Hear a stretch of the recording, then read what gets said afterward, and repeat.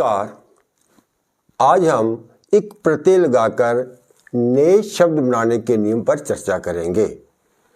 प्रत्यय जो शब्द या शब्दांश किसी शब्द के अंत में जुड़कर उसके अर्थ में परिवर्तन कर देता है, वे शब्दांश प्रत्यय यानी सुफिक्स कहलाते हैं।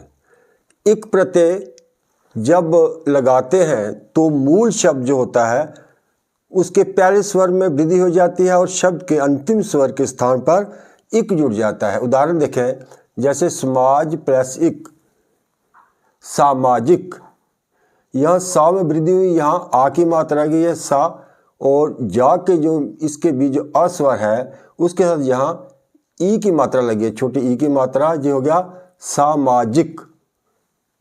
तो इसका जो पहला नियम है अ का आ हो जाना, मतलब छोटा जो आ स्वर है इसका आ हो जाता है। जैसे उदाहरण देखें, समय प्लस इक, सामयिक। यहाँ सा के साथ आ की मात्रा आ गई है और या के साथ छोटी ई की मात्रा आगे का, सामयिक। इसी तरह से संसार प्लस इक, सांसारिक। सप्ताह प्लस इक, साप्ताहिक। अंचल प्लस एक आंचलिक। इसी तरह अर्थ से आर्थिक, मर्म से मार्मिक इत्यादि। अगर पहला वर्ण आधा हो, स्वर के बिना हो, तो ये परिवर्तन एक प्रत्यय लगाने से दूसरे वर्ण पर होता है जो पूरा होता है। जैसे व्यवहार में व्यवहार प्लस एक, व्यावहारिक। यहाँ वा के साथ आ की मात्रा, इसमें परिवर्तन हुआ है और आगे इसी तरह एक प्रत्यय जुड़ा है, व्यावहारिक। इसी तरह से व्यवसाय से व्यावसायिक। अब देखें परंपरा। परंपरा में परंपरा प्लस एक, पारंपरिक। यहाँ पे जो आ है इसके स्थान पर छोटी ई की मात्रा लगी है, यहाँ ये हो गया पारंपरिक। तो इसमें कुछ अपवाद भी है, जैसे धन प्लस एक, धनिक। यहाँ दानिक नहीं हुआ, और यानी कि द के साथ आ की मात्रा नहीं लगी है। इसी प्रकार कुछ और भी शब्द हैं जो अपवाद में आते हैं। क्षण से क्षणिक, श्रम से श्रमिक और क्रम से क्रमिक इत्यादि। दूसरा नियम है ई हो या ई, बड़ी ई हो या ए हो, इसका ए हो जाता है। उदाहरण देखें, इतिहास प्लस इक, ऐतिहासिक।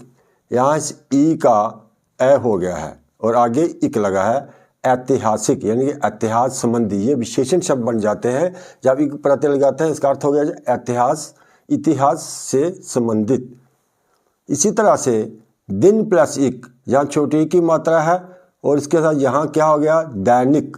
ये ए की मात्रा आ गई है, दिन प्लस इक, दैनिक। विकल्प प्लस इक, छोटी ई की मात्रा है, ये ए हो गया, वैकल्पिक।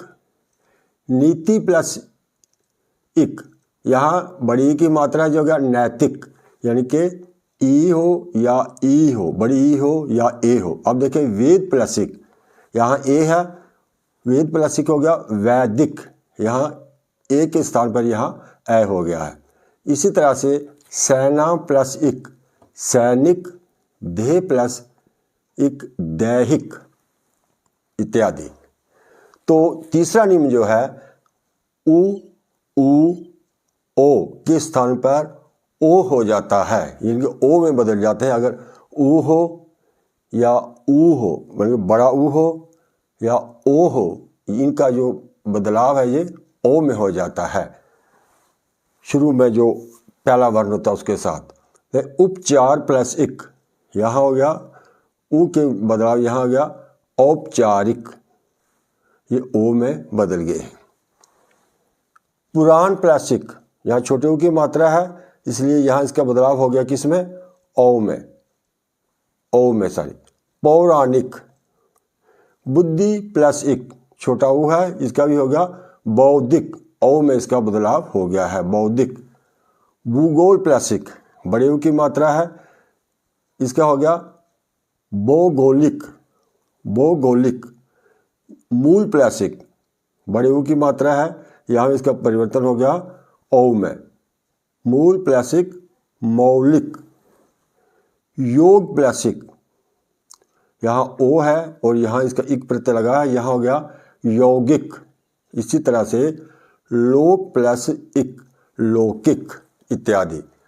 तो आज की वीडियो में यह था कि इक प्रत्यय लगाकर जो नए शब्द बनते हैं, विशेषण शब्द बनते हैं, उनके जो नियम हैं उन पर हमने चर्चा की। आशा है ये वीडियो आपके लिए उपयोगी सिद्ध होगी। आज इतना ही, धन्यवाद।